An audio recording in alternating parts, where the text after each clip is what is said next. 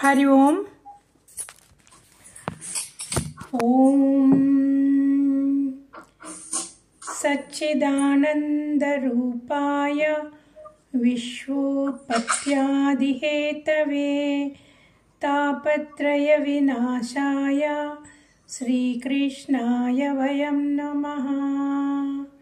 हरि ओम ఆత్మస్వరూపులందరికీ నా నమస్కారములు. మనము దక్ష యజ్ఞం గురించి మాట్లాడుకుంటున్నాము.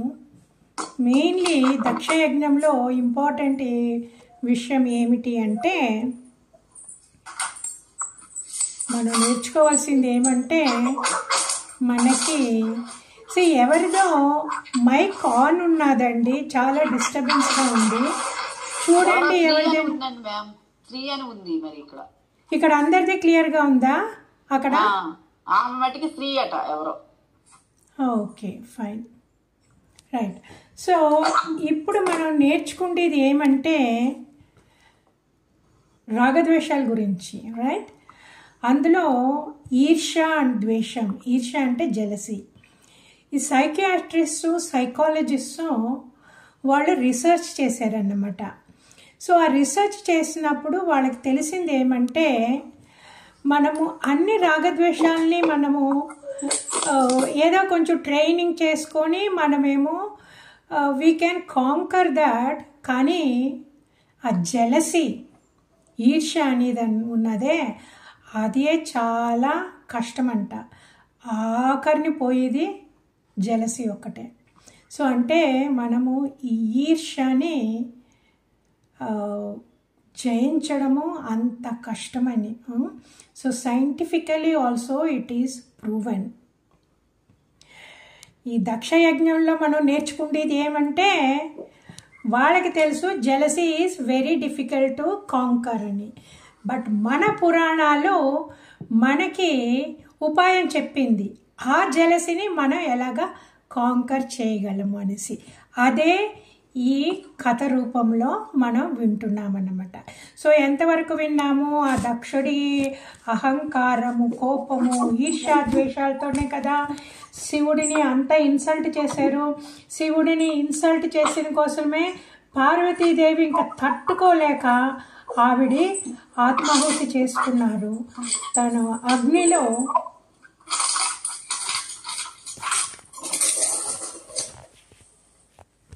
ఎక్కడి నుంచి వస్తుందో తెలియట్లా, తను అగ్నిలో ఆహుతి అయిపోయారు. అది అగ్నిలో ఆత్మాహుతి చేసుకున్నారని తెలియగానే ఇంకా శివగణాలు ఓర్చుకోలేక వాళ్ళు విజృంభించేసి ఆ యజ్ఞవాటిక ఫుల్గా వాళ్ళు ధ్వంసం చేసేసారన్నమాట. ఆ ధ్వంసం చేయడం చూడగానే హర్ష గారండి, మీ మైక్ ఆన్ ఉన్నదండి. హలో హర్ష గారు, మీ మైక్ గూగుల్ దానిలో మీ మైక్ కొంచెం ఆఫ్ చేసేయండి. మైక్ ఆఫ్ చేసుకోవాలి. ఇది ఫుల్ స్క్రీన్ రావట్లేదు. మీకు ఇప్పుడు ఆఫ్. గుడ్ గుడ్ గుడ్, ఇప్పుడు ఆఫ్ అయింది. సో ఆ డిస్టర్బెన్స్ రాదన్నమాట. Very good, okay. సో ఇప్పుడు ఆ కోపంలో కదా, ఆ కోపంలోనేమో ఆ యజ్ఞ వాటిక ఫుల్గాని ధ్వంసం చేసేస్తున్నారని ఇంకా భృగు మహర్షి తను మంత్రజలాన్ని యజ్ఞకుడంలో ఆయన వేసి ఆయన ఒక రాక్షసుడిని సృష్టించారు. ఆయన రాక్షసుడిని సృష్టించగానే ఆ రాక్షసుడు ఈ శివగణాలందరినీ తరమడం, కొట్టడం, అన్ని పీడించడం స్టార్ట్ చేయగానే వాళ్ళందరూ భయపడి పారిపోయారు. ఓకే, ఈ యజ్ఞం మనం ఎందుకు చేస్తాము? ఈ యజ్ఞంలో మనము మన జీవుడు భగవంతుడితో కనెక్షన్ ఫామ్ అవ్వడానికని చేస్తామన్నమాట. So this is the procedure how we connect the individual soul to the divine being. భగవంతుడితో ఎలాగా అనుసంధానం చేయడం అని, దానికోసమని యజ్ఞం చేయడానికి వీళ్ళందరూ పూనుకుంటే ఇక్కడ ఈర్ష్య ద్వేషాలు వచ్చి ఆ యజ్ఞవాటిక ఫుల్గానే ధ్వంసం చేసేసుకున్నారు. ఇంకా దేవుడు ఎక్కడి నుంచి మనకు దొరుకుతాడు? ఇక్కడే మనము అదే మన దీంట్లో మనం నేర్చుకోవాల్సింది ఏమంటే, మన మైండ్ కరెక్ట్గా లేకపోతే మనమే ధ్వంసం చేసేసుకుంటామన్నమాట. మనసులో ఎంతన్నా మనకి మంచి ఉపాయాలు ఉండొచ్చు, ఉపోహలు ఉండొచ్చు, మనం ప్రయత్నించవచ్చు. మనసులో నాకు అది కావాలా, ఇది కావాలా, నేను భగవంతుడితో ఒకటి కావాలా, నాకు గాడ్ రియలైజేషన్ కావాలా అని ఉంటుంది. కానీ దానికి తగినట్టుగా మనం అంటే మలుసుకోవాలా. We have to behave according to that. But వాళ్ళు చేయలేదు. అందువల్లనే అంత పెద్ద యజ్ఞానికి అంత సరి చేసుకొని ఇలాగ అయిపోయిందన్నమాట. సో ఇంకా ఇది ఇలాగ అయిపోయిందని నారద మహర్షి గారు కదా శివుడికి వెళ్ళి చెప్పారు. ఇంకా శివుడికి ఇంకా ఎంత కోపం వచ్చేసిందంటే, సతీదేవి ఇలాగ అగ్నికి ఆహుతి అయిపోయింది, అంత ఇన్సల్ట్ జరిగింది అని ఆయన కోపం వచ్చి ఆయన జటలో ఆ కోపంతో విసిరి కొడితే దాని నుంచి వీరభద్రుడు అవతరించాడు. ఇంకా వీరభద్రుడు మహాకాయుడు, నల్లగా విరబోసిన జుట్టుతోటి, పళ్ళతోటి, ఎర్రటి కళ్ళతోటి, ఆ మెడలో ఫుల్గానే రుండమాల, ఎముకల మాల, అవన్నీ చూస్తే భయంకరంగా ఉన్నాడనమాట. ఆ భయంకరంగా అవతరించి ఆయన పరమశివుడిని అడిగారు, దేవా నేనేం చేయను అని. ఆయన అన్నారు, నువ్వు వెళ్ళు, నువ్వు దక్షయజ్ఞానికి వెళ్ళి అక్కడ దక్షుడిని నాశనం చేయి, ఆ యజ్ఞవాకిటంతా నాశనం చెయ్యి అన్నారు. ఇంకా వెంటనే ఆయన పూనుకున్నారన్నమాట. ఆయన వెనకాల అందరూ ప్రమదగణాలు, వాళ్ళు మండిపోతున్నారు, రేగిపోతున్నారు. మా శివుడికి ఇంత అవమానం చేశారు, మా సతీదేవి తను ఆహుతి ఇచ్చేసుకున్నదని ఇంకా వాళ్ళ కోపం పట్టుకోలేక వాళ్ళందరూ వెళ్ళి చంపేయాలనేసి గబ వెళ్తున్నారు. ఆ వెళ్ళడంలో, ఆ అడుగులు అలా వేయడంలో ఆ ఇసుక, ఆ దుమ్ము తేలిపోయి, ఆ దుమ్ము ఎలాగున్నది అంటే నల్లటి మేఘాల్లాగా అన్ని చోట్ల ముంచుకుపోయిందన్నమాట. అది చూసి అక్కడ యజ్ఞశాలలో ఉన్న ప్రసూతి, సతీదేవి గారి తల్లి, దక్షుడి భార్య వణికిపోయింది. ఇది శివాపరాధం వల్లనే ఇంత జరుగుతున్నది. శివాపరాధం చేసాక మనం ఇంకా తప్పించుకోలేము. ఆ శివుడి ఆగ్రహానికి ఎవరు తప్పించుకోగలరు? ఆయనకు కోపం వచ్చిందంటే ప్రళయతాండవం చేసి అంతటిని నాశనం చేస్తారు ఆయన. అలాంటి ఆయనకి మనము అవమానం చేసి ఎంత కోపం తెప్పించేమో ఇంకా మనము ఇక్కడి నుంచి తప్పుకోలేము. ఆయన కోపానికి మనం బలి అవ్వాల్సిందే అనేసి అందరూ వణికిపోతున్నారన్నమాట. ఆడవాళ్ళందరూని, బ్రాహ్మణులు, ఋషులు అందరూని.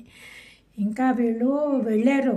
వెళ్ళగానే వెళ్ళి ఆ పందిర్లు పీకేశారు, ఆ రాట్లు లాగేశారు, అక్కడ ఉన్న తోరణాలు పీకి పడేశారు, అక్కడ యజ్ఞకుండాలన్నీ కాలుతో తన్నేశారు, అక్కడ ఉన్న యజ్ఞానికి కావాల్సిన పాత్రలన్నీ తన్నేశారు. అక్కడ ఉన్న యజ్ఞకుండాల్లోనే మూత్రాలు వేసేశారు. అక్కడ పరిగెట్టి ఆ బ్రాహ్మణుని పట్టుకొని చీతగా బాధేశారు. ఇంకా వీరభద్రుడు అయితే వాళ్ళు వెతికి అక్కడ పూషుడు అని ఒక ఆయన ఈ శివుడిని దక్షుడు అవమానిస్తుంటే ఆయన కనుసైగ చేశారంట, ఇంకా ఎంకరేజ్ చేసేలాగా. వీరభద్రుడికి ఇవన్నీ తెలిసిపోయినాయి. వెంటనే ఆయన వెళ్ళి ఆ పూసుడి కళ్ళు లాగి పడేశాడు. ఇంకొక ఆయనేమో దంతాలు పళ్ళు ఇకిలించాడు, వెళ్ళి దంతాలు పళ్ళు రాలగొట్టేశాడు. ఆ పళ్ళన్నీ పడిపోయినాయి, ఊడిపోయినాయి. ఈ భృగుడి గడ్డాన్ని లాకి పడేశాడు. ఇంకా పరిగెట్టి దక్షుణ్ణి పట్టుకున్నారన్నమాట. దక్షుణ్ణి పట్టుకొని దక్షుణ్ణి నేల మీద వేసేసి గుండెల మీద కూర్చొని ఆ కత్తితోటి ఖడ్గంతో తెగించేస్తే కొడితే ఆ తల తెగటం లేదు. ఆయన పైన నిలబడి ఆ కత్తితోటి శరీరం అంతాని పొడి చేస్తుంటే కూడా తెగటం లేదు. ఆయన మంత్రాలు యూజ్ చేశారు. వీరభద్రుడు మంత్రాలతో చేస్తేనే తెగటం లేదు. ఇప్పుడు ఆయనకు అర్థం అవ్వలేదు. ఎందుకు ఆయనకు అర్థం అవ్వలేదు? ఎందుకు ఇంత స్ట్రాంగ్ అంటే దక్ష ప్రజాపతి బ్రహ్మదేవుడి పుత్రుడు.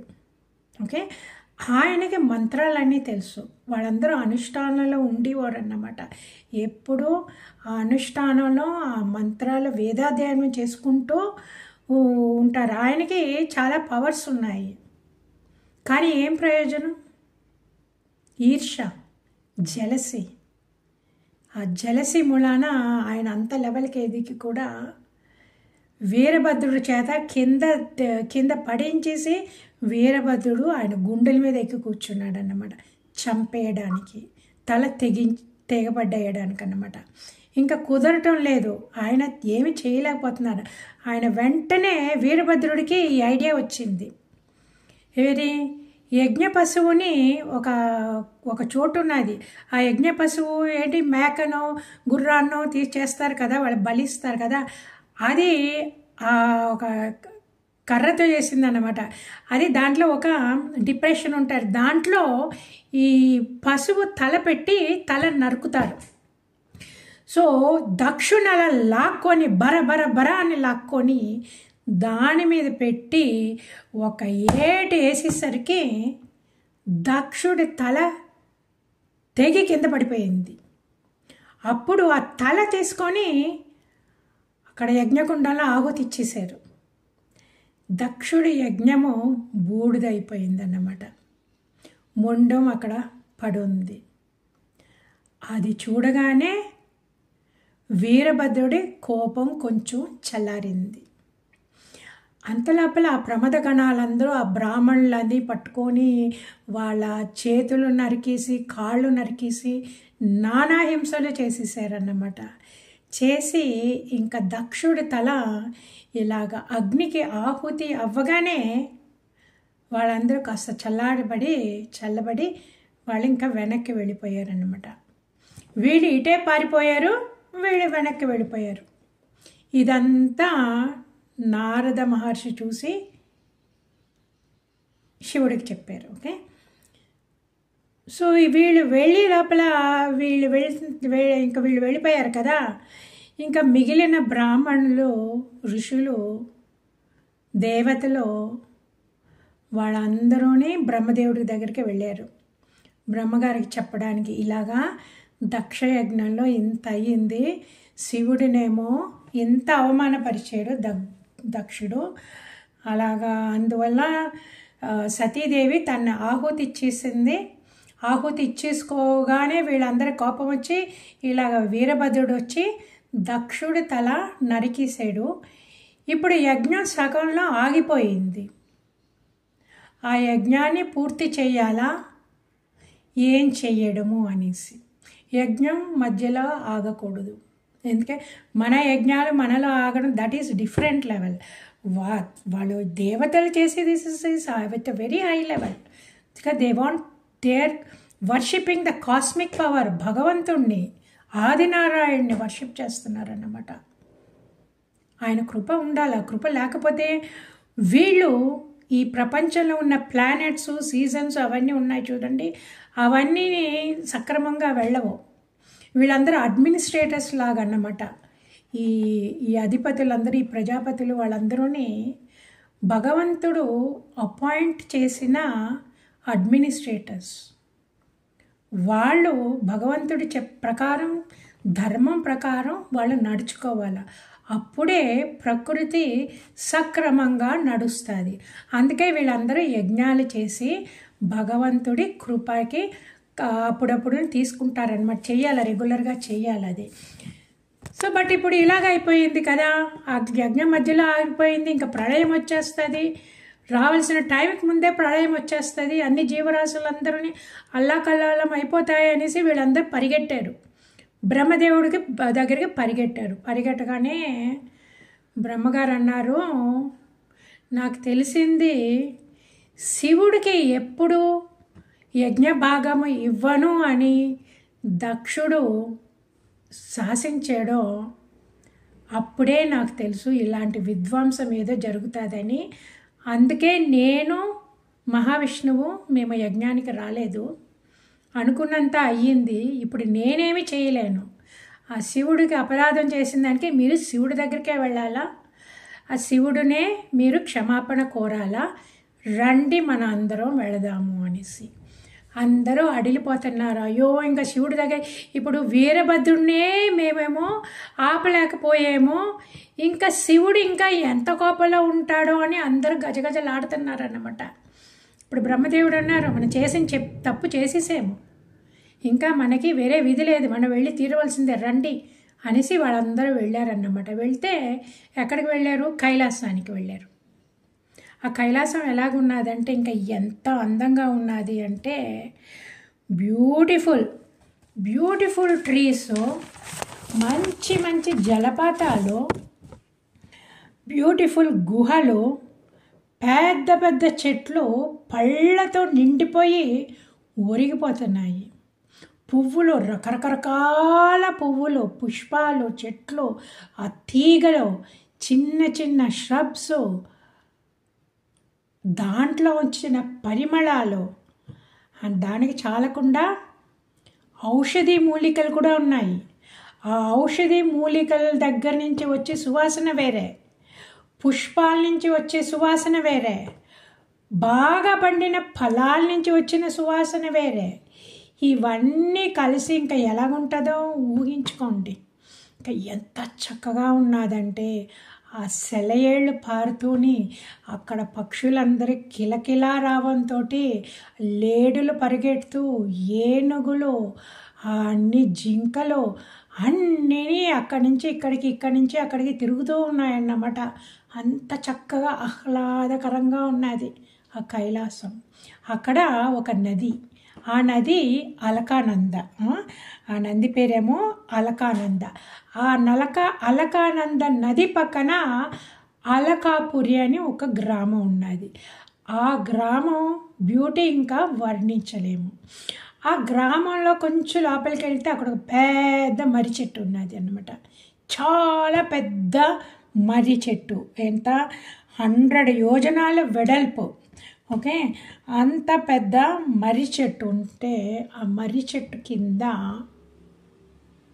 పరమశివుడు శాంతంగా వీరాసనం మీద కూర్చొని ఆయన చుట్టూ ఈ సనత్ కుమారులు 4 మంది వాళ్ళ కుమారాసు, నారద మహర్షి, ఇంకా కొంతమంది ఋషులు, వాళ్ళందరికీ బ్రహ్మ విద్య నేర్పిస్తున్నారు. అంత ప్రశాంతంగా వాళ్ళందరూ ఎంతో చక్కగా వింటున్నారు పరమశివుడు బ్రహ్మ విద్య నేర్పిస్తున్నారని. అది చూడగానే వీళ్ళందరికీ వీళ్ళు గడగడగడ వణుకుతున్నారు కదా, ఆ వణుకుపోయింది. ఆ వణుకు తగ్గి ఆయన శాంత స్వరూపానికి ముగ్ధులైపోయారన్నమాట. ఓకే, సాధువులంటే మనం ఇలాగే ఉండాలంటండి. ఇక్కడ చాలామంది సెయింట్స్ కూడా అలాగే. ఇప్పుడు ఆర్గనైజేషన్లో ఏమన్నా కోపం వచ్చిందంటే వాళ్ళు ఫడాఫడా అని తిట్టేస్తారన్నమాట. ఆ అడ్మినిస్ట్రేటర్సు, ఇన్ఛార్జ్ వాళ్ళు ఉంటారు కదా, లీడర్స్, వాళ్ళని తిట్టేస్తారు. కానీ వాళ్ళు ఇంకా పెట్టుకోరు. ఓకే, వెంటనే నార్మల్కి అయిపోతారు. So that is the measuring scale of a సాధు.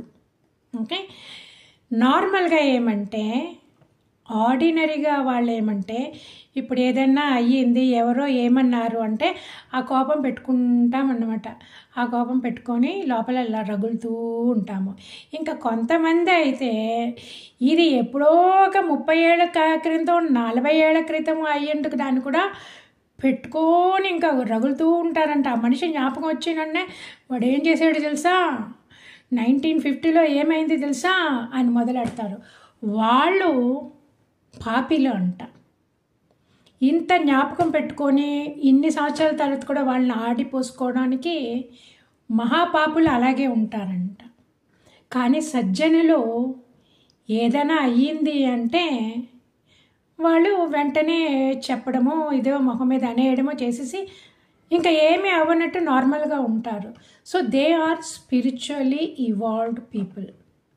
బట్ మనలో అలా కోపం ఇంకా రగులుతూ ఉన్నారు, వాళ్ళు చేశారు అంటే that means we have not progressed అనమాట. Okay, so this is the indicator. మనకు తెలుస్తారు కదా నేను స్పిరిచువల్గా ఎలాగ ప్రోగ్రెస్ అయ్యాను అని నాకు ఎలా తెలుస్తుంది అంటే ఇది వన్ ఆఫ్ ద పాయింట్స్ అన్నమాట. క్షమాబుద్ధి ఉండాలి. ఓకే, అందులో మనకి తత్వం తెలిసి ఉండాలి. తత్వం ఏంటి? మనసు అంటే అలాగే మన మైండ్ అలాగే పైకి కిందకి వెళ్తూ ఉంటుందన్నమాట. సడన్గా కోపం వచ్చేస్తుంది, సడన్గా సంతోషం అయిపోతుంది. ఓకే, ఆ కోపం వచ్చేసినప్పుడు మనం ఏదేదో చేసేస్తాము, ఏదేదో అనేస్తామన్నమాట. కానీ మంచి వాళ్ళు అయ్యో నేను అలాగ అనకుండా ఉండవలసింది, ఎంత పని చేశాను అనేసి వాళ్ళు పరితపిస్తారు. ఓకే, సో ఇది చేసామంటే మనం చేసిన పాపం కొంచెం ఒక స్మాల్ పర్సంటేజ్ తగ్గుతుందంట. మనం వీ షుడ్ రిగ్రెట్ ఇట్, మనం అది చేయకుండా ఉండవలసింది అనేసి. ఇప్పుడు ఈయన అంతా చేసి అంతా కోపం వచ్చేసి రుద్రుణ్ణి సృష్టించేసి నువ్వు వెళ్ళి దక్షుణ్ణి చంపేయి అని వేరే పంపించేశారు. అందరూ వెళ్ళి ధ్వంసం చేస్తారని కూడా ఆయనకు తెలుసు. నా ప్రమదగణాలు అన్నీ ధ్వంసం చేసేసుకొని వస్తారని కూడా తెలుసు. కానీ ఆయన ఎందుకు అలా చేశారు చెప్తారు ఆయన. ఓకే, సో ఇప్పుడు వీళ్ళందరూ వెళ్ళారు కదా, వీళ్ళందరినీ వెళ్ళి ఆయన చూడగానే వాళ్ళందరికీ సంతోషం అయిపోయింది. ఎంత ప్రశాంతంగా ఉన్నారు, మనకి అలాగే ఎవరన్నా ప్రశాంతంగా నవ్వుతూ ఉన్న మొహం చూస్తే మనకి ఒకలాగా సంతోషంగా ఉంటారు కదా. ఆయన చూడు ఎంత ప్రశాంతంగా ఉన్నారు, ఆవిడ చూడు ఎంత ప్రశాంతంగా ఉన్నారు అంటాం కదా మనము. స్వాముల్ని చూసి, సన్యాసుల్ని చూసి, వాళ్ళందరినీ మాతాజీలను చూసి అంటాం కదా. సో అలాగా వాళ్ళందరికీ చాలా ఒకలాంటి వీళ్ళకే కొంచెం ప్రశాంతత వచ్చిందన్నమాట. అప్పుడు బ్రహ్మదేవుడు అన్నారు, రండి వెళ్ళి ఆయనతో మన స్తుతి చేద్దాము అనేసి. సో ఆయన వెళ్ళి స్తుతి చేశారు. బ్రహ్మగారు అనడం ఏమన్నారంటే, మహాత్మా అందరూ మాయలో ఇరుక్కుపోతారు, కానీ నువ్వు మాయకి అతీతుడవు. అందువల్ల నీకు తెలుసు వీళ్ళు మాయలో పడి ఇంత విధ్వంసమే చేసుకున్నారు, కానీ నువ్వు మాయకు అతీతుడు కదా, వాళ్ళని క్షమించు. ఇప్పుడు దక్షయజ్ఞం మధ్యలో ఆగిపోయింది, దక్షుడు లేకపోతే ఆ యజ్ఞం ఇంకా కుదరదు. ప్లీజ్ దక్షుడికి ప్రాణభిక్ష పెట్టండి అన్నారు. అప్పుడు పరమశివుడు నవ్వి ఆయన అన్నారు, నాకు వాళ్ళ మీద ఏమీ కోపం లేదు, వాళ్ళకి గుణపాఠం చెప్పడానికే ఇలా చేశాను. నేను ఇప్పుడు గుణపాఠం చెప్పకపోతే ఇంకా అలాగది రగులుకుంటానే పోతుంది, అదిని ఆపడానికే నేను ఇది చేశాను అనేసి రండి దక్షయజ్ఞం చేటుకి వెళ్ళి దక్షయజ్ఞాన్ని పూర్తి చేద్దాము అనేసి. చూసారా ఏమన్నారు? శివుడికి ఎందుకు అంత కోపం వచ్చింది? బుద్ధి చెప్పాలని. బుద్ధి చెప్పకపోతే వాళ్ళు ఇంకెలా చేస్తూనే ఉంటారనేసి ఆయన బుద్ధి చెప్పారు. కానీ ఆయనకు మనసులో వీళ్ళందరినీ ఒక ఏటేయాలా, వీళ్ళందరినీ ధ్వంసం చేసేలా అని ఆయనకి లేదు. ఆయన హీస్ లైక్ ఏ ఫాదర్, హీస్ లైక్ ఏ ఏంటి పితరవు మాతా పితరవు వందే అంటాం కదా. ఈసే మన ప్రపంచానికంతా మన జీవరాశులకు అందరికీ ఈజ్ అవర్ ఫాదర్. సో వాళ్ళు పిల్లలు తప్పు చేస్తే స్కేల్లో ఒకటి కొడతారు, గట్టిగా కొడతారు. మళ్ళీ చేస్తావా అని వినకపోతే ఇంకా 2 దెబ్బలు వేస్తారు, రూమ్లో వేసేస్తారు. అలాగే పరమశివుడు కూడా దక్షుడికి బుద్ధి చెప్పాలా అనేసి ఆయన ఇంత చేశారు. వీరభద్రుడిని పంపించేస్తే ఏం చేయాలో ఆయన చేసేసి వచ్చేసారన్నమాట. శివుడికి ఏం చేయాలని మనసులో ఉన్నదో అది వీరభద్రుడు చేసేసి వచ్చేసారు, వీరభద్రుడి చేత చేయించేసి వచ్చేసారనమాట. ఇప్పుడు వాళ్ళందరికీ తెలిసిందే, వచ్చారు కదా భృగు మహర్షి వచ్చారు, మిగతా బ్రాహ్మణులు ఋషులు అందరూ వచ్చారు క్షమాపణ కోరడానికి. ఆయన చెప్పారు నాకేం కోపం లేదు, వాళ్ళు గుణపాఠం నేర్పించడానికి రండి రండి మనము దక్షయజ్ఞం ఫినిష్ చేద్దామని. సో ఆయన వెళ్ళారు. వెళ్ళి ఏం చేశారంటే, పరమశివుడు ఏం చేశారంటే, ఇప్పుడు కళ్ళు పోయినాయి కదా ఒక ఆయనకి, ఆయన చెప్పారు నేను ఇంక నీకు కళ్ళు ఇవ్వను, కాదంటే మీ మిత్రుడు ఒకడు ఉన్నాడు, ఆ మిత్రుడు కళ్ళతోటి నువ్వు చూడగలవు అనేసి. ఒక ఆయనకి దంతాలు ఊడగొట్టారు కదా, పళ్ళు రాలగొట్టారు, దంతాలన్నీ పడిపోయినాయి. ఆయనకు అన్నారు నువ్వు ఇది ఇంకొక ఆయన పేరు ఏదో చెప్పి నువ్వు అతని నోటి ద్వారా నువ్వు తినగలవు, కానీ నువ్వు నీ నోటి ద్వారా తినాలి అంటే నువ్వు వట్టి శనగపిండి నీళ్లు తినాలంతే, శనగపిండి ముద్ద ఒకటే తినగలవు, ఇంకేమీ తినలేవు అనేసి. ఇంకొక కొంతమందికి చేతులు కట్ చేసేసారు వాళ్ళు. ఆ చేతులు పోయిన వాళ్ళకి ఆయన అన్నారు అశ్విని కుమారి చేతులతోటి మీరు చేయగలిగిన పనులు చేసుకుంటారు అని. సో దీని అర్థం ఏమంటే అండి, మనం ఏదైనా చెడ్డ పని చేసామంటే చేసి మనం అపాలజైజ్ చేస్తే కూడా దాంట్లో కొంచెం మటుకు మనకి పరిహారం దొరుకుతుంది, ఫుల్గా పరిహారం దొరకదు. చూడండి ఆ పళ్ళు రాలగొట్టేసాక ఇంకా తినడానికి కుదరలేదు ఆయనకి. శివుడు కావాలంటే ఇవ్వచ్చు, ఆయనకేమో మళ్ళీ దంతాలు సృష్టించడం ఏం పెద్ద కష్టమేం కాదు, కానీ ఈ పాపానికి పరిహారం ఫుల్గా 100% దొరకదు. అదే మనకి, అందుకే మనం we have to be very very careful. మనం కొంతమంది చాలా కేర్లెస్గా ఉంటారు, చేసేసి ఒక తీర్థయాత్రకి వెళ్ళొచ్చేయడము, ఒక 108 times జపమాల చేసేయడము, అవన్నీ చెప్తారు, కానీ 100% దెర్ ఈజ్ నో క్యూర్. ఆయన చెప్పారు కదా, పరమశివుడే చూపించారు కదా ఇలాగా అనేసి. నీవు ఇంకా నోటితో తినలేవు, అంతగా కావాలంటే శనగపిండి ముద్ద ఒకటే తినగలవు అని.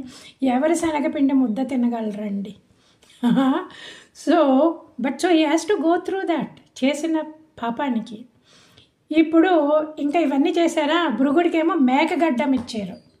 అక్కడ మేక తల పడి ఉంది కదా, మేక తల నుంచి ఆ గడ్డం తీసేసి భృగుడి గడ్డం లాగేశారు కదా, సో ఆ భృగుడికి మేక గడ్డం పెట్టారు.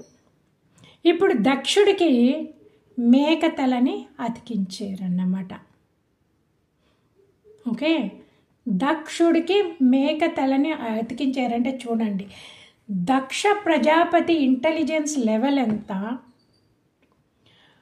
మేకకి ఇంటెలిజెన్స్ లెవెల్ ఎంత. సో అంటే ఆయన కింద పడిపోయాడు, ఆ కింద పడిపోయి ఇంకా he will never go back to his original intelligence level. చేసిన పాపానికి కొంచెం కాదు చాలానే. మేక ఇంటెలిజెన్స్ అని ఎంత అండి, ఆ మేక ఇంటెలిజెన్స్ ఇంత ఉంటుంది అన్నమాట. సో ఆ లెవెల్కి వచ్చేసారన్నమాట, ఆ లెవెల్కి పడేసి ఇంకా మేక తల అంటించగానే ఆయనకి దక్ష ప్రజాపతికి ఈ ప్రాణం వచ్చింది. ప్రాణం రాగానే కళ్ళు తెరిచి ఫస్ట్ చూసింది పరమశివుడిని. ఆ పరమశివుడిని ఇంతకుముందు చూస్తే అగ్గిలాగా రగిలిపోయేవారు, ఇప్పుడు ఆయన కాళ్ళ మీద పడి ఆయన క్షమార్పణ కోరుకొని ఆయన్ని స్తుతించి వెంటనే నా కూతురు అగ్నికి ఆహుతి అయిపోయింది, నా అహంకారం మూలాన అగ్నికి ఆహుతి పోయింది, చనిపోయింది అని ఆయన ఏడ్చారన్నమాట. He regretted it, his bad behaviour. Okay, so that's what happens. So ఇది అవ్వగానే ఇంకా అందరూ చేరి అక్కడంతా మళ్ళీ క్లీన్ చేసి ఆయన్ని యజ్ఞాన్ని ప్రారంభించారు. ఆ యజ్ఞంలో యజుర్వేద మంత్రాలని చాలా ఇది కొంచెం చాలా కొంచెం కాంప్లికేటెడ్ అన్నమాట. ప్లస్ ఆ ఉచ్చారణ అదిని చాలా కరెక్ట్గా ఉండాలి, లేకపోతే వేరే మీనింగ్ వస్తుంది. సో దీంట్లో ఆరితేరిన బ్రాహ్మణులందరూ తర్వాత ఈయన కూడా ఆ యజుర్వేద మంత్రాలని జపించి ఆహుతులు ఇచ్చితే అప్పుడు ఆ ఆదినారాయణుడు ప్రత్యక్షమయ్యారు. ఆ ఆదినారాయణుడు ఎలా ప్రత్యక్షమయ్యారు? గరుడ వాహనం పైన 8 భుజాలు, ఆ 8 చేతుల్లో వివిధ ఆయుధాలు, ఆయన బంగారు వర్ణం పీతాంబరం వేసుకొని దగ దగ దగ మెరిసిపోతున్నారు. ఆయన ఛాయ ఫుల్గా నీలం, కానీ అసలు బ్యూటిఫుల్ నీలం మెరిసిపోతున్నారు. ఆ వనమాల వేసుకొని ఆయన అంత బ్యూటిఫుల్ జ్యువెలరీ వేసుకొని కిరీటం పెట్టుకొని పద్మాల్లాంటి కమలాలతోటి చక్కగా నవ్వుతూ ముత్యాల్లాంటి పళ్ళ వరుసతోటి ఇంకా చూడ్డానికి ఎంత అందంగా ఉన్నారో ఆయన ప్రత్యక్షమయ్యారన్నమాట. సో ఆయన ప్రత్యక్షం అవ్వగానే అందరూ ఆయన్ని స్తుతి చేశారు. ఏమని స్తుతి చేశారు? భగవాన్ నువ్వు మాయావి, మాకు మాయని దాటడం చాలా కష్టం, కానీ నీ కృప ఉంటే మాయని దాటగలము. మాకు మీ కృపని ప్రసాదించు. ఈ మాయలో చిక్కుపడిపోయి ఏదేదో చేసి ఎన్నెన్నో కష్టాలు అనుభవిస్తున్నాము. మాయని అతీతుడివి నువ్వే, మాయని క్రియేట్ చేసింది నువ్వే, మమ్మల్ని ఆ మాయ నుంచి తప్పించు అని వాళ్ళందరూ ఆయన కాళ్ళ మీద పడి ప్రార్థన చేశారన్నమాట. చేసి అప్పుడు శివుడు ఆదినారాయణుడికి మహాభక్తుడు కదా, గ్రేటెస్ట్ ఆఫ్ వైష్ణవాస్ అంటారు పరమశివుణ్ణి. సో ఆయన పాదాల మీద పడి, పరమశివుడు ఆదినారాయణుడి పాదాల మీద పడి, భగవాన్ నా మనసు ఎప్పుడూ నీ చరణాల మీదే ఉండేలాగా నన్ను ఆశీర్వదించండి అని ఆయన అడిగారన్నమాట. మనం అడగవలసింది అదే, నా మనసు ఎప్పుడు మీ చరణాల మీదే ఉండేలాగా ఆశీర్వదించండి. నా సంసారంలో ఏమైనా సరే పర్వాలేదు, ఎన్ని కష్టాలు వచ్చినా పర్వాలేదు, నా శరీరానికి ఏమైనా పర్వాలేదు, కానీ నా మనసు మటుకు నీ చరణాల మీదే ఉండేలాగా నన్ను ఆశీర్వదించండి తండ్రి అని మనం వేడుకున్నామంటే మన మైండ్ భగవంతుడి పాదాల మీద ఫిక్స్ అయిపోయి మనకి ఆఖరి క్షణం వరకు, మన ఆఖరి క్షణం ఎలాగుంటుందో ఎలాగొస్తుందో కూడా తెలీదు. కానీ ఇప్పుడు ఇలా గట్టిగా అంటుకుపోయిందంటే అండి, శరీరానికి ఏమైనా సరే, శరీరానికి ఏమి బాధలు పడాలో ఏమి రాసిందో ప్రారంధంలో అది అవుతుంది. కానీ మన మనసులో ఉండేది భగవంతుడి పాదాలు. ఈ శరీరం విడిచాక వెళ్ళేది మనసు ఒకటే. ఆ మనసు భగవంతుడి పాదాలతో అతుక్కుపోయింది అంటే ఇంకా బయటికి రాదు, ఇంకా మనకి జన్మ అనేది ఉండదు.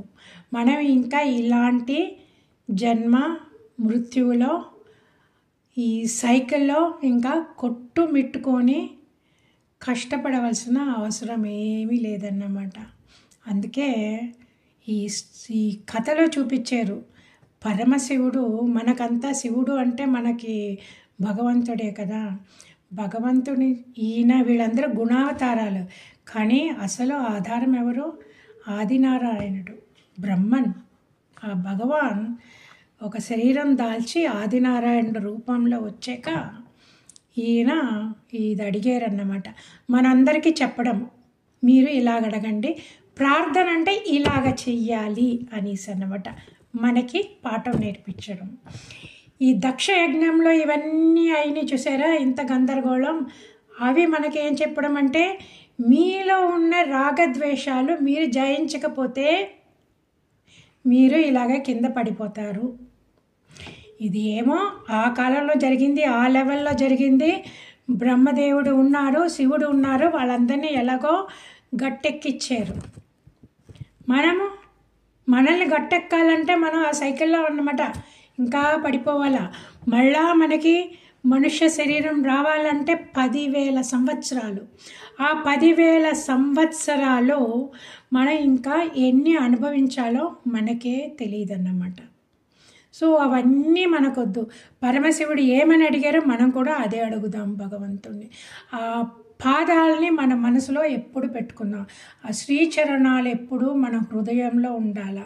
ఆ శ్రీచరణాలు మన అటు ఇటు వెళ్ళిపోతే చూసారా, ఆ వెళ్ళిపోకుండా ఉండాలి అంటే మన మంత్రాన్ని పట్టుకోవాలి. ఒక మంత్రం పెట్టుకొని ఆ భగవంతుడి పాదాలని పెట్టుకొని అప్పుడు ఇలాగ షేక్ అవుతూ ఉన్నదంటే చిన్న చిన్న పువ్వులు సన్నజాజులు ఉంటారు చూసారా, అది మన మనసుతో ఆ సన్నజాజులతోటి భగవంతుడిని పాదాలని అలంకరించాలి. రకరకాలుగా అలంకరించాలి.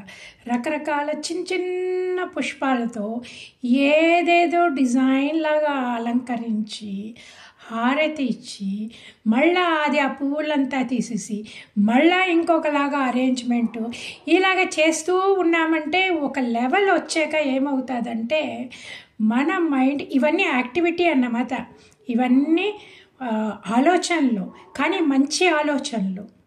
ఆ మనసులో మంచి మంచి ప్లాన్స్ వేస్తుందన్నమాట. ఇది ఇలా కొంతకాలం అయ్యాక ఏమవుతుందంటే ఈ ఆలోచన కూడా తగ్గిపోయి ఇంకా మనం పుష్పంలో పూజించవలసిన అవసరం కూడా లేకుండా మనకి వట్టి పాదాల మటుకు కనబడతాయి. మైండ్ అలా ఫిక్స్ అయిపోతుంది, పాదము మన మనసు, అంతే. ఈ రెండు వదిలితే ఇంకేం ఉండవు. అలా కొంతకాలం అయ్యాక పాదం ఒక్కటే కనబడుతుంది. ఇంకా కొంతకాలము ఇంకా మనము ఎదుగుతున్నాము, ఈ ఆధ్యాత్మికలో ఎదుగుదల వచ్చాక ఇంకా పాదాలు కూడా కనబడవు. ఇంకా మిగిలింది ఏంటి? స్వయం ప్రకాశక ఆత్మ, అది ఒక్కటే మిగిలింది. అదే మన మోక్షం. మోక్షం ఎక్కడ ఉన్నది? మన మనసులో ఉన్నది. ఆ మనసుని రావాలి, ఈ లెవెల్కి రావాలంటే ఏం చేయాలా? మన మనసుని లోపలికి తిప్పాలా. మన మనసు లోపలికి తిప్పడం ఎందుకు కష్టం అవుతుంది అని మనం చూసుకున్నామంటే మనకి తెలుస్తుంది. ఇలా చిన్న చిన్న రాగద్వేషాలు, జెలసీ. నేను బిగినింగ్ ఆఫ్ ద క్లాస్లో చెప్పాను కదా, jealousy is the most difficult thing to conquer అనేసి. ఆ జెలసీని ఎలాగ కాంకర్ చేయడమో, భగవంతుడి పాదాలు, నీ పాదాల మీదనే నా మనసు ఎప్పుడు ఉండాలా అని ఒక మంత్రంతో, చిన్న మంత్రంతో మనం జపిస్తూ శివుడు ఎలాగ అడిగారో మనము అలాగ అడగాల. మనము శివుడు చూపిన దారిలో మనము అనుసరించుకొని వెళ్ళేమంటే కూడా మనం కూడా ఆ లెవెల్కి వెళ్ళిపోతామన్నమాట. ఓకే, ఇప్పుడు భగవంతుడు వీళ్ళందరికీ చెప్తున్నారు. ఏం చెప్తున్నారు?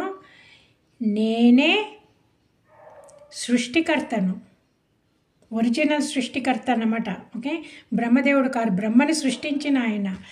నేనే సృష్టించింది, నేనే బ్రహ్మ, విష్ణు, మహేశ్వరుడు కూడా.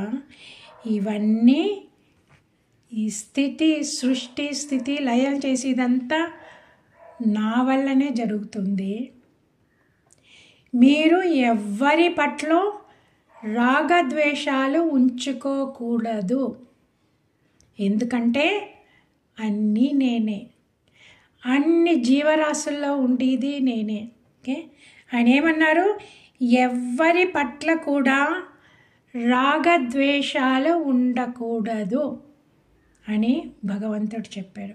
ఒక మహాత్ముడు చెప్పారండి, ఒక్కడి మీద కొంచెం ద్వేషం ఉన్నదంటే, చిన్న రవ్వంత ద్వేషం ఉన్నదంటే కూడా నువ్వు నరకం తప్పించుకోలేవు అని చెప్పారు ఆ మహాత్ముడు. ఒక్కరి పట్ల చిన్న ద్వేషం ఉంటే కూడా నువ్వు నరకం తెప్పించుకోలేవు అని చెప్పారన్నమాట ఆ మహాత్ముడు. దీంట్లో భగవంతుడు ఏం చెప్పారు? ఎవ్వరి పట్ల కూడా అపరాధ భావం ఉండకూడదు. ఓకే అని చెప్పగానే అందరూ ఆయనకి నమస్కరించి ఆయన ఇంకా వాళ్ళు యజ్ఞదానికి ఇంకా వాళ్ళు వెళ్ళిపోయారన్నమాట. ఎంత ఇది ఆయన ఎక్కడ ప్రత్యక్షమయ్యారో? యజ్ఞశాలలో ప్రత్యక్షమయ్యారు.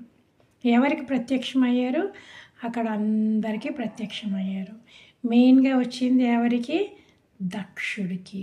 ఇప్పుడు దక్షుడికి గుణపాఠం నేర్పించిన మూలాన్ని మన అందరికీ కూడా అక్కడ వాళ్ళందరికీ గుణపాఠం దొరికింది, మన అందరికీ కూడా గుణపాఠం దొరికిందన్నమాట. ఈ కథ ఎవరు చెప్పారు? మైత్రేయి మహర్షికి ఉద్ధవుడు చెప్పారు. ఓకే, ఉద్ధవుడు ఎవరు? శ్రీకృష్ణుడి క్లోజ్ అసోసియేట్. ఆఖరి నిమిషం వరకు ఉన్నది, అవతారం చాలించి వరకు ఉన్నది ఉద్ధవుడు ఒక్కడే అన్నమాట. ఓకే, సో ఆ ఉద్ధవుడు మైత్రేయి మహర్షికి ఈ దక్షయజ్ఞంలో ఎలాగా దక్షుడు ఈర్ష్యాద్వేషాలతో పడిపోయాడు అని చెప్పారు. సో ఇప్పుడు మైత్రేయి మహర్షి ఎవరికి చెప్పారు? విదురుడికి చెప్పారు. ఈ విదురుడికి చెప్పారని మనకెలా తెలిసింది? సుఖ మహర్షి గారు పరీక్షిత్కి చెప్పారు. ఇప్పుడు ఈ చైన్ తెలిసింది కదా.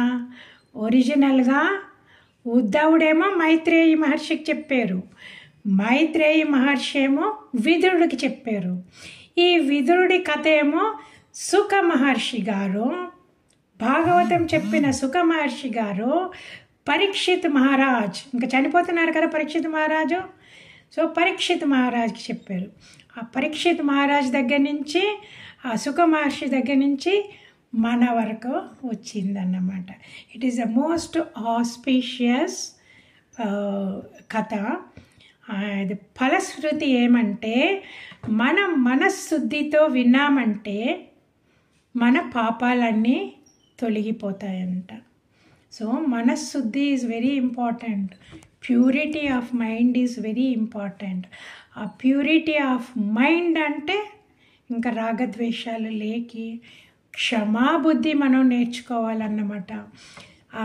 అది తర్వాత ఎంపతి అంటే ఇప్పుడు ఎవరో ఉన్నారనుకోండి, వాళ్ళు ఏదో కష్టంలో ఉంటారు, వాళ్ళు ఏదో ఇంట్లోనేమో చిరాకులోనూ లేదా ఏదో పెద్ద కష్టంలో ఉంటారు. వాళ్ళకి మనము ఏమో ఎదురుపడి, ఓ బాగున్నావా, ఎలాగున్నావు అని, రండి కాఫీకి వెళదామని తీసుకెళ్తే ఇంకా లోపల ఉన్నది కదా, వాళ్ళకి ఎంతెంతో పాపం ఎంతో కష్టపడుతూ ఉంటారు, ఎంతెంతో తిట్టుకుంటూ ఉంటారు, ఎంతెంతో ఏడుస్తూ ఉంటారు అన్నమాట. కానీ పైకి బాగానే నవ్వుతూ ఉంటారు. ఓకే, చాలామంది అలాగే అండి. వాళ్ళతో కూర్చొని మనం మాట్లాడామంటే, ఒక 5 minutes మాట్లాడామంటే, అయ్యో ఇంకేం చెప్పడం అమ్మ, ఇంకేం చెప్పడం, మా పక్కింటి ఆవిడ ఉన్నదో, లేకపోతే మా మనవరాలు ఉన్నదో, లేకపోతే మా కోడలు ఉన్నదో, ఇలాగైంది అలాగైంది, ఆస్తి కోసం అందరూ కొట్టేసుకుంటున్నారు, ఏమైపోయినాయో అనుబంధాలు, ఇప్పుడు ఎవరు మా అక్కను కూడా చూడలేదు. ఇవన్నీ నార్మల్గా అవుతూ ఉన్నాయండి. ఇవన్నీ it's a very normal thing, it's a normal drama అంట. మా గురువుగారు మొన్న కోయంబత్తూరు నుంచి మా గురువుగారు అన్నారు, ఇప్పుడు అంత సినిమాలో అంత బాగున్నదంటే ఆ డైరెక్టర్కి ఒక పైసా కూడా రాదంట, ఎవరు వెళ్ళరంట. ఓకే, చూడ్డానికి, ఆ సినిమా చూడ్డానికి. కానీ చాలా థ్రిల్లింగ్గా ఉన్నదంటే వాళ్ళ కొట్టుకోవడం, వీళ్ళు కొట్టుకోవడం, ఈ సంసారంలోని ఎలాగా కోర్టుకి వెళ్ళడం, కచేరీకి వెళ్ళడం, ఇవన్నీ జైల్లోకి వెళ్ళి తప్పించుకోవడం, ఇవన్నీ చూసామంటే ఇవన్నీ ఎలాగుంది అని పెద్ద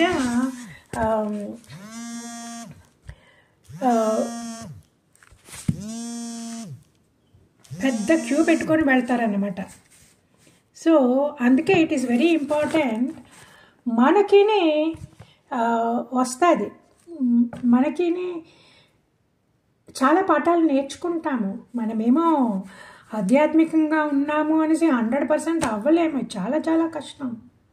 నెత్తి మీద పడుతూ ఉంటాయన్నమాట. శ్రీకృష్ణ చెప్పారు కదా, శివుడు వాళ్ళ గుణపాఠం నేర్పించడానికి ఇది చేశాను అని. అది మనకి కూడా జరుగుతూ ఉంటుందండి. మనకి ఎన్నిసార్లు ముట్టికాయలు పడ్డాయి మనకి తెలియకుండానే. అంత చక్కగా చేస్తాము, సడన్గానే ఏదో పెద్ద ఉపద్రవం వచ్చేస్తుంది. ఎన్నిసార్లు అయింది మన ఇది లైఫ్లో. అప్పుడు అనుకుంటాం కదా, ఏంటి నేను ఇంత పూజలు చేస్తున్నాను, ఇంత దాన ధర్మాలు చేస్తున్నాను, ఇంత సేవ చేస్తున్నాను, దేవుడికి నా మీద కరుణే లేదా, అసలు దేవుడు ఉన్నాడా అని నాకు డౌట్ వచ్చేస్తుంది అని ఎంతమంది అంటారండి. ఇది ఇట్స్ వెరీ మొన్న కూడా ఎవరో ఒక ఆవిడ అడిగారన్నమాట. ఇప్పుడు ఈ ఏరోప్లేన్ ఇలాగా యాక్సిడెంట్ అయింది కదా, అంతమంది చనిపోయారు కదా, అంత అగ్గి వచ్చేసింది కదా, అంత అగ్నిపాతం వచ్చేసి అంతమంది పక్కనున్న ఇళ్ళు, మెడికల్ కాలేజీలో డైనింగ్ రూమ్లో భోంచేసి వాళ్ళు కూడా ఇంతమందినే చనిపోయారు కదా. ఆ అగ్ని ఆపడానికే ఎంత కష్టమైంది కదా. దేవుడు ఎందుకు మేఘాలను పంపించి పెద్ద వర్షం పంపించే ఉండొచ్చు కదా. కుండపోతగా వర్షం వస్తే ఆ అగ్ని చల్లారి ఉండొచ్చు కదా. దేవుడు ఎందుకు పంపించలేదు, అసలు దేవుడు ఉన్నాడా అని ఒక ఆవిడ అడిగింది. She has been in that ఆధ్యాత్మిక లైన్ ఫర్ అబౌట్ 10 years. వస్తుంది, ఇలాంటి డౌట్స్ వస్తుంది. అప్పుడు మా గురువు గారిని అడిగానన్నమాట, ఇలాగ అడిగారండి ఈ ప్రశ్న, ఏ సమాధానం చెప్పను అనేసి. అప్పుడు ఆయన అన్నారు, 2 రకాల సమాధానం అంట.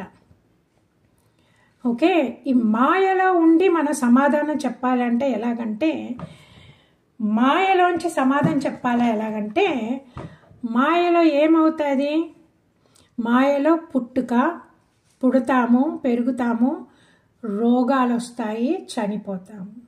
ఓకే, ఇప్పుడు శరీరానికి సంబంధించిన ఉపద్రవాలు, it is at the micro level. ఒకే ఒక శరీరంలో ఏదో ఒక పడిపోతారు, లేకపోతే క్యాన్సర్ వస్తుంది, లేకపోతే ఇంకేదో వచ్చి స్ట్రోక్ వస్తుంది, పెరాలసిస్ వస్తుంది. ఇవన్నీ వస్తాయా లేదా? ఇవన్నీనేమో 70 ఏళ్ళ వరకు నాకు కాసుకొని ఉంటాయి. 30-40 ఏళ్ళకంతని రీనల్ ఫెయిలియర్ అని మనం ఎంతమందిని చూసాము. సో ఇవన్నీ ఇండివిజువల్ లెవెల్లో ఇలాగ అవుతాయి అన్నమాట. టోటల్ ఇది చిన్న శరీరం, కానీ భగవంతుడి శరీరం ఎలాగా, విరాట్ శరీరం, ఆ శరీరం చాలా పెద్దది. ఆ శరీరంలో మేఘాలు ఉంటాయి, వర్షాలు ఉంటాయి, అండ్ భూకంపాలు ఉంటాయి, వరదలు ఉంటాయి, అండ్ ఇది ఉన్నారు కదా ఫారెస్ట్, అడవిలో అగ్నిజ్వాలలు వస్తుంటాయి. ఇవన్నీ వస్తున్నాయా లేదా? రైట్. సో మనం ఇలాగ క్వశ్చన్ చేసుకుంటూ ఉంటే మనకి అస్సలు ఆన్సర్ దొరకదండి. దేవుడు ఉన్నాడా అని ఒక బ్యూటిఫుల్ క్వశ్చన్ మనం ఏం వేసుకోవాలంటే, ఇప్పుడు ఇవన్నీ చూసాక మనకి ఆన్సర్ దొరకదు. దేవుడు ఇంతమందిని కష్టపడుతున్నాడు, అసలు సృష్టించవలసిన అవసరం ఏమొచ్చింది ఆయనకి? తోలు బొమ్మలాట అనుకుంటాడు. ఆయనకేమో ఆట, మనకేమో ఇంత కష్టం వచ్చింది. మనం ఇవన్నీ మాయలో ఉన్నాక మనం ఇవన్నీ అంటామన్నమాట. ఒక బ్యూటిఫుల్ క్వశ్చన్ ఏమంటే, అసలు దేవుడు ఉన్నాడా? Okay, that's a fantastic question. అసలు దేవుడు ఉన్నాడా, ఎక్కడ ఉన్నాడు అని ఆ ప్రశ్న కానీ మనం పట్టుకున్నామంటే అండి, ప్రతిరోజు పట్టుకోవాలన్నమాట. అప్పుడప్పుడు అడగడం కాదు, ఎవరితో మాట్లాడడం కాదు, ఒక్కడే ఒక మూలలో కూర్చొని దేవుడు అసలు ఉన్నాడా, నువ్వు ఉన్నావా, ఎక్కడున్నావు, ఎలాగున్నావు, ఎందుకు ఇలాగన్నీ చేస్తున్నావు అని అది పట్టుకున్నామంటే అండి, ఆ ప్రశ్న ఒకటి పట్టుకున్నామంటే అండి, ఆటోమేటిక్గా మన మనసులో మా ఇల్లు, నేను, నాది అనేది తొలగిపోయి, ఇదంతా ఏంటి ఇలాగున్నది, ఇది ఏంటి కుండపోతగా వర్షం వస్తుంది, ఇది ఏంటిది పిడుగులు వచ్చి అందరూ చనిపోతున్నారు, ఇది ఏంటిది భూకంపాలు వస్తున్నాయంటే, ఆ లెవెల్కి మనం వెళితే కూడా నేను, నా ఇల్లు, నా పిల్లలు, నా బ్యాంక్ అకౌంటు, నా నా ఇల్లు, నా సైట్స్ అవన్నీ పోయి ఆటోమేటిక్గా మ్యాక్రో లెవెల్కి వెళ్ళిపోయాము. ఆకాశం గురించి ఆలోచిస్తున్నాము, భూమి గురించి ఆలోచిస్తున్నాము, నదుల గురించి ఆలోచిస్తున్నాము. ఇప్పుడు చిన్నటి నుంచి మనం పెద్దది అయిపోయామా, ఇంకా మీరు అదే పట్టుకున్నారనుకోండి, ఇంకా అదే పట్టుకొని ఆకాశం మీద చూడండి.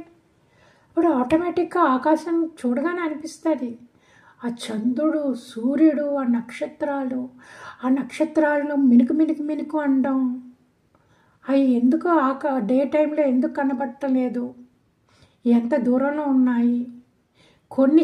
కొన్ని పెద్దగా ఉంటాయి, కొన్ని చిన్నగా ఉంటాయి.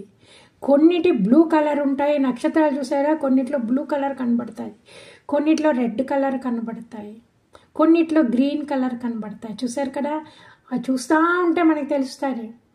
ఆటోమేటిక్గా మన మైండ్కి కాస్మిక్ మైండ్ అయిపోతుంది అన్నమాట. ఆ గ్రహాలు అక్కడ ఉన్నాయి. మనకి కొంచెం నాలెడ్జ్ ఉన్నది కదా, విరాట్ పురుషుడి ఇది చదువుకున్నాం కదా భగవద్గీతలో, ఆ నాలెడ్జ్ వస్తుంది అన్నమాట. ఆటోమేటిక్గా వస్తుందని చేయండి.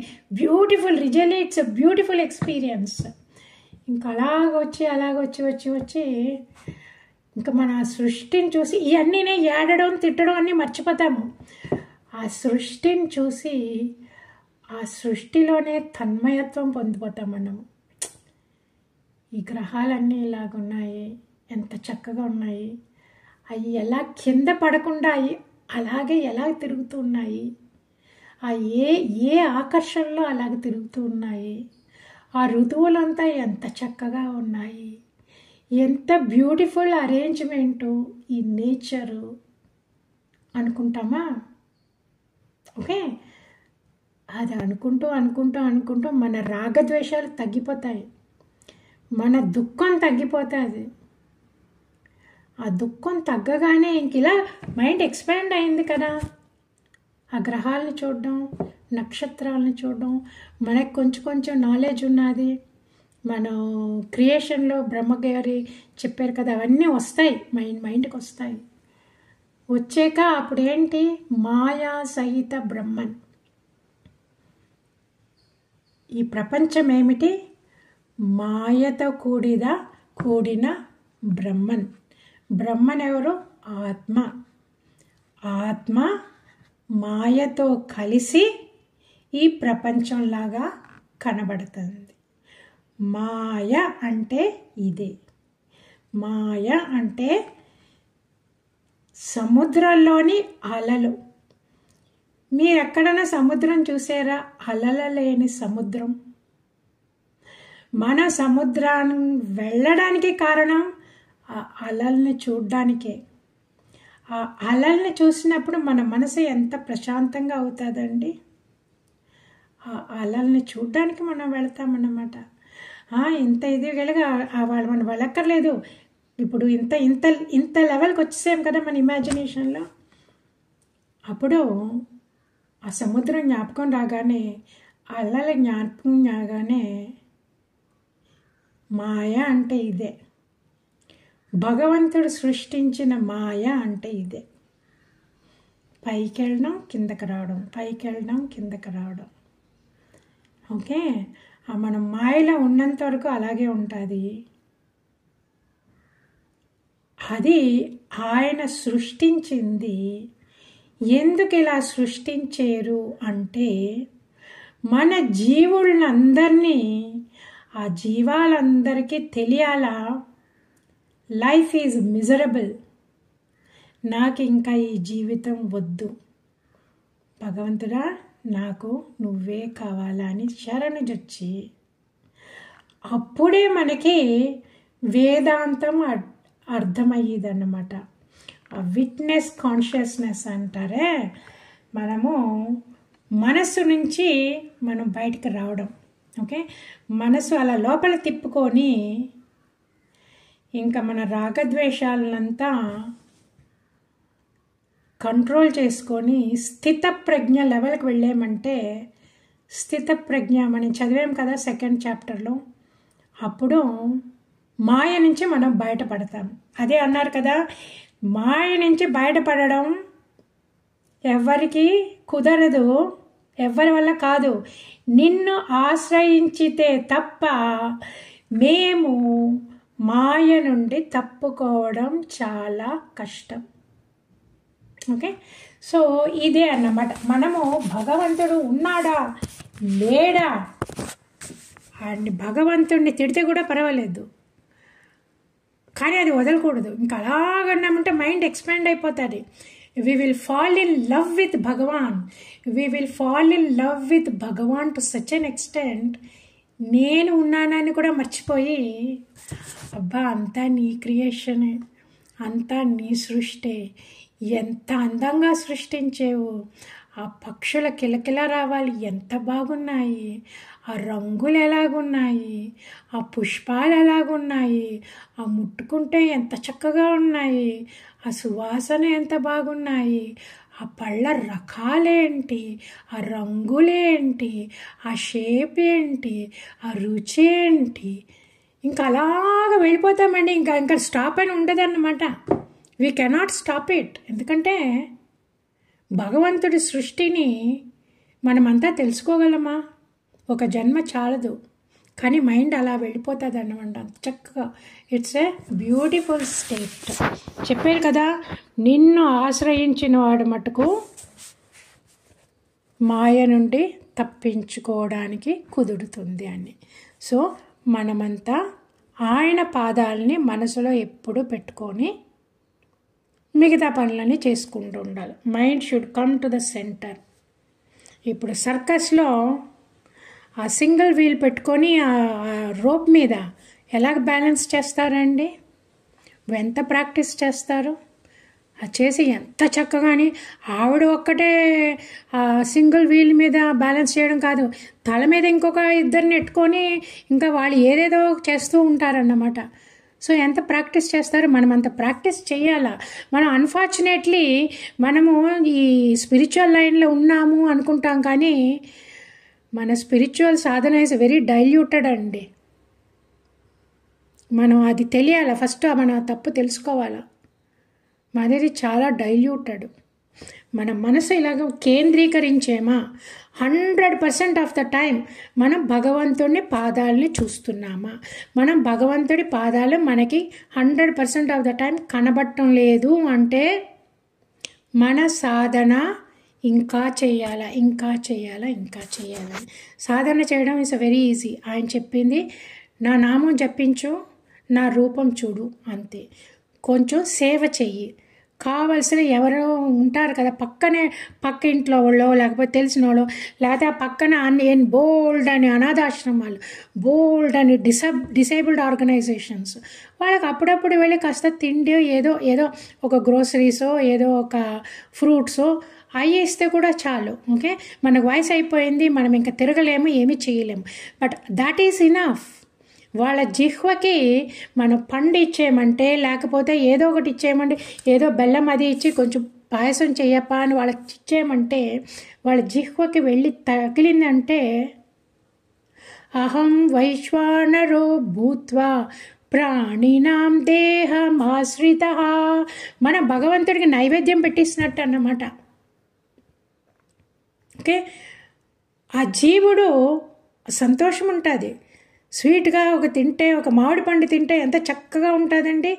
ఆ జీవుడికి ఆ నాలుకకి తగలగానే ఆ జీవుడు సంతోషపడుతున్నాడు అంటే భగవంతుణ్ణి మనం సంతోషపెడుతున్నాము అనేసి అన్నమాట. ఇలాగా మనము దేవుడిని దగ్గరలో వెళ్ళి చేరి మనము ఐక్యం అవ్వడం.